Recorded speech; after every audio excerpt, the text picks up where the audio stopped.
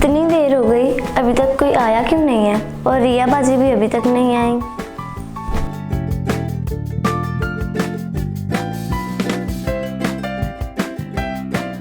जी आप यहाँ? इतनी सुबह सुबह आप यहाँ पे क्या कर रही हैं? मेरा नाम टीना है। मेरा एक खत आना था आपके पोस्ट ऑफिस में, जिसका पता करने मैं आपके पास आई हूँ।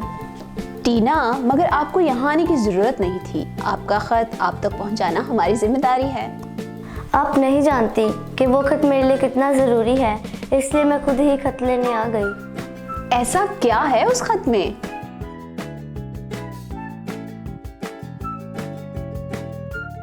कोई हमें भी बताएगा कि क्या हो रहा है बाइबल पोस्ट ऑफिस में? जैसा कि मैंने पहले बताया, मैं आपके पास अपना खत लेने आई हूँ रोनी भाई। तो आप मुझे बताएं, क्योंकि मुझसे बेहतर आपकी मदद कोई और नहीं कर सकता। वैसे आप बताएं क्या है उस खत में?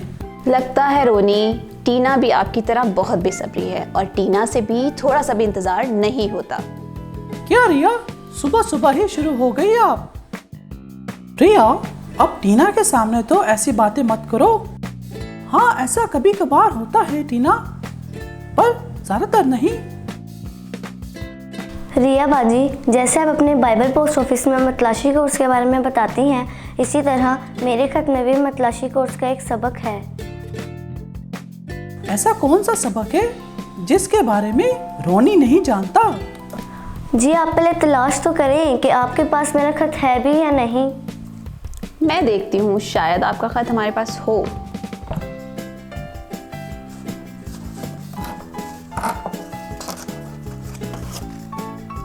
जी ये रहा आपका खत। अगर आप मुनासिब समझें तो मैं आपके इस खत को खोल के देखूं? जी जी ज़रूर, क्यों ना हम मिलकर इस सबक के मुतालिक बात करें। बहुत खूब, इसमें मुझे भी मौका मिलेगा कि मैं आपको कुछ सिखा सकूं। अच्छा जी, तो अब रोनी साहब सिखाएंगे, तो चलो ठीक है। अब रोनी साहब सिखा रहे हैं तो हम हर बार की तरह रोनी के साथ ही मिलके सीख लेते हैं। रिया, अब मजाक मत बनाओ मेरा।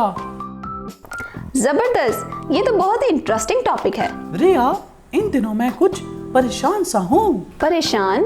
वो किस बात पे? मैं इसलिए परेशान हूँ क्योंकि बाज़-औक़ात मुझसे ऐसे काम हो जाते हैं जो मैं नहीं करना चाहता, और शैतान मुझे ऐसे कामों की तरफ माइल करता है।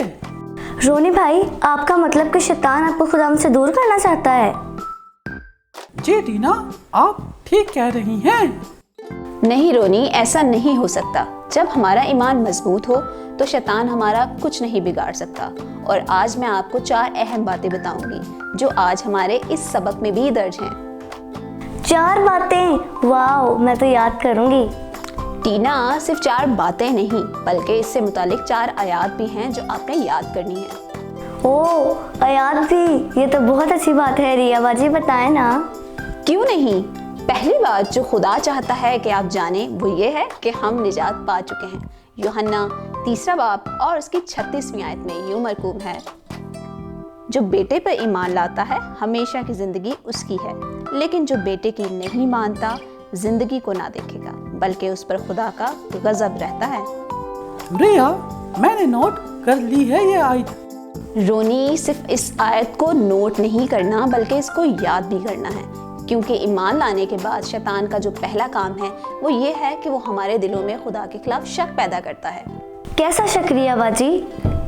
हो सकता है कि शैतान आपके जहन में बुरी सोच डाल दे और वो आपसे ये कहे कि सिर्फ ईमान लाने से कैसे आप निजात पा सकते हैं, और फिर ये भी वो आपसे कह सकता है कि आप तो अभी भी वैसे के वैसे हो, आप में तो कोई बदलाव नहीं आया। रिया, जब शैतान मेरे ज़हन में इस तरह के ख्यालात डालता है तो मेरा जवाब क्या होना चाहिए? तो रोनी, आपको यकीन से ये जवाब देना है कि मैं जानता हूँ कि मैं निजात पा चुका हूँ, और सिर्फ यही बात सोचते रहना है कि आपको ऐसा कोई काम नहीं करना जो शैतान आपसे करवाना चाहता है। रिया, आखिर सोच पर किसका काबू है? रोनी, जब खुदा का पाकरू आपके दिल में होगा तो आप अपने जज्बात पे काबू पा सकते हैं, और इसके साथ साथ आपको खुदा का पाक कलाम पढ़ना होगा जो आपको अपने जज्बात पे काबू रखने में आपकी रहनुमाई करता है। रिया बाजी, हमें कैसे पता चलेगा कि खुदावंद हमारी जिंदगियों में हमारी रहनुमाई करता है? अगर तो आपने यीशु मसीह को अपना हकीकी निजात दहिंदा कबूल कर लिया है तो वो हमेशा आपकी मदद करता है। रिया, आपने बिल्कुल दुरुस्त कहा। बाइबल में लिखा है, जिसके पास बेटा है उसके पास जिंदगी है। जी हाँ रोनी, अगर आपने यीशु मसीह को अपना हकीकी निजात दहिंदा कबूल कर लिया है तो आपके पास हमेशा की जिंदगी है। मुझे तो बहुत अच्छा लग रहा है इन बातों के बारे में सीख कर, और मैं चाहती हूँ कि आप मुझे खुदावंद के बारे में और मज़ीद अच्छी अच्छी बातें बताएं। जी ज़रूर। और दूसरी बात जो खुदा चाहता है कि आप जानें वो ये है कि मैं आजमाइश पे काबू पा सकता हूँ। आजमाइश पर काबू? मगर वो कैसे रिया? वो इस तरह कि जब भी हम मुसीबत में होते हैं तो खुदा हमारी मदद करता है और हमें आजमाइश से दूर रखता है। पहला कुरिन्थियों 10वां बाब उसकी 13वीं आयत में लिखा है कि तुम किसी ऐसी आजमाइश में नहीं पड़े जो इंसान की बर्दाश्त से बाहर हो, और खुदा सच्चा है, वो तुमको तुम्हारी ताकत से ज्यादा आजमाइश में ना पड़ने देगा, बल्कि आजमाइश के साथ निकलने की राह भी पैदा कर देगा ताकि तुम बर्दाश्त कर सको। आजमाइश के बारे में बताएं ना रिया बाजी, आजमाइश आखिर है क्या?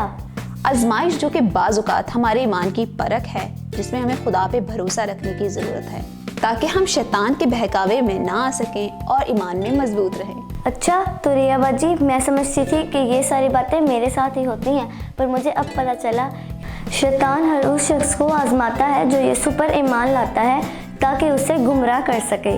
रिया, अब बताओ कि तीसरी बात कौन सी है जो खुदा चाहता है कि हम जाने? रोनी, खुदा चाहता है कि हम जानें कि अगर मुझसे कोई गुनाह हो जाए तो वो मुझे माफ़ करेगा। क्या वाकई रिया बाजी? मैं तो समझती हूँ अगर हम मसीह में ईमान लाते हैं तो हम गुनाह नहीं करते। पहला यूहन्ना 1 बाब और उसकी 9वीं आयत में यूं मरकूम है, अगर अपने गुनाहों का इकरार करें तो वो हमारे गुनाहों के माफ़ करने और हमें सारी नाराज़गी से पाक करने में सच्चा और आदिल है।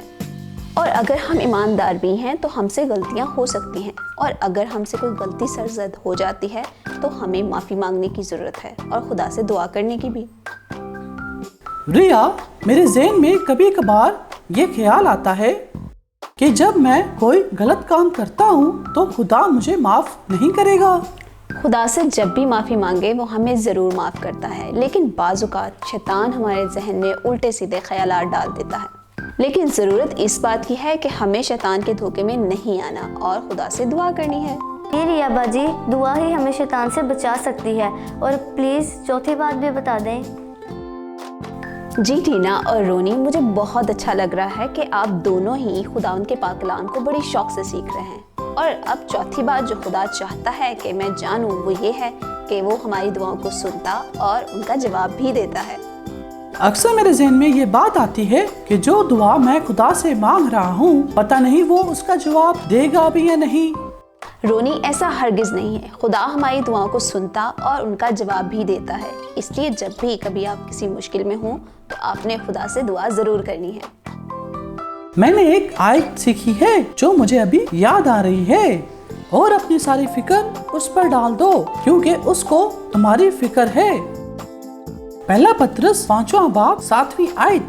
ज़बरदस्त रोनी, हमें वाकई अपनी फिक्रों को खुदा के सामने ही रखने की ज़रूरत है, और इस आयत में भी खुदा हमें यही बताना चाहता है कि हमें घबराने की बिल्कुल भी ज़रूरत नहीं है। सच्ची रिया बाजी, दुआ हमें खुदावंद के करीब लाती है। मैं तो हमेशा दुआ करता हूँ। आपका शुक्रिया कि आपने मेरी इस सबक को समझने में मदद की। अगर मैं खुद से पढ़ता तो शायद इतनी गहराई से समझ ना पाता। टीना, बहुत ज़्यादा शुक्रिया आपका हमारे प्रोग्राम में आने के लिए, और मुझे बहुत ज़्यादा खुशी हो रही है कि आप खुदा के कलाम को बहुत शौक से और गहराई से सीखती हैं। Stay blessed. जी रिया बाजी और रोनी भाई, मुझे आपके प्रोग्राम में आकर बहुत अच्छा लगा। आप लोग बहुत अच्छे हैं, और मैं वापस जाकर अपने दोस्तों को भी बताऊंगी आपके प्रोग्राम के बारे में ताकि वो भी खुदा के कलाम को सीख सकें।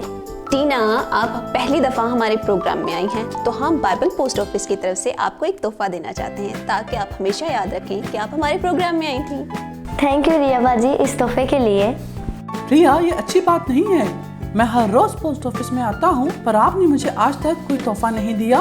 रोनी, एक तो आप इतनी जल्दी सब कुछ भूल जाते हैं। इतने सारे गिफ्ट तो मिले थे आपको। मगर कब? हर दफा तो मिलते हैं, और इतने सारे गिफ्ट अभी तक आपके पास रखे हुए सामने।